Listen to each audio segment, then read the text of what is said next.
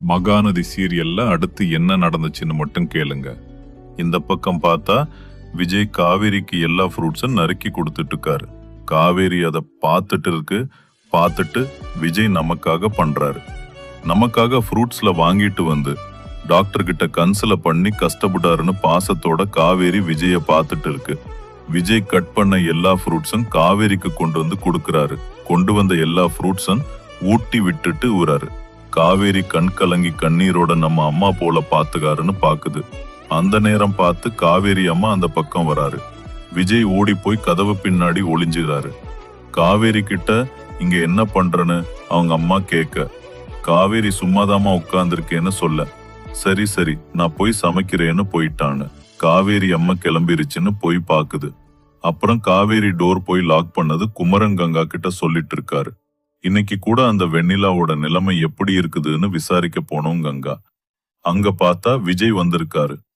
Police இருந்தனால ஏதோ திருடான் மாதிரி முகத்துல மாஸ்க் எல்லாம் மாட்டிக்கிட்டு வந்தாரு. இவ்வளவுக்கும் காரணம் அந்த பசுபதி தான்.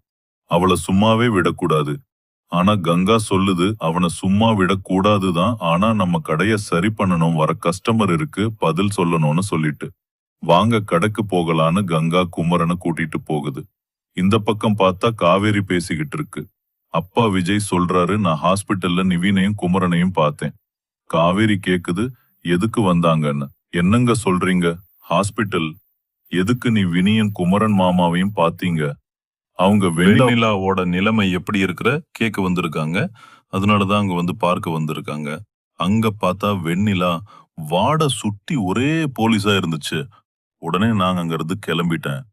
உடனே காவிரி சொல்லுதுக்கு தான் நான் சொன்னேன், நீங்க எங்கேயும் போகாதீங்க, எங்க வீட்லயே இருங்கன்னு. அப்படியே காவிரி கேக்குது விஜய் கிட்ட, வெண்ணிலாவோட நிலைமை இப்ப எப்படி இருக்குன்னு. அதுக்கு விஜய் சொல்றாரு, இப்போதைக்கு வெண்ணிலா கண்ணு முழுக்கலையா, கண்ணு முழிச்சாதான் என்னன்னு தெரியும்னு டாக்டர் சொல்றாராம். காவிரி கேக்குது விஜய் கிட்ட, இந்த பசுபதியோட நிலைமை என்னதான் ஆச்சுன்னு. விஜய் சொல்றாரு, நான் நிவின் கிட்ட கேட்டிருக்கேன், ஆனா ஒழுங்கான ஒரு பதில் சொல்ல அப்படின்னு சொன்னதா விஜய் சொல்றாரு.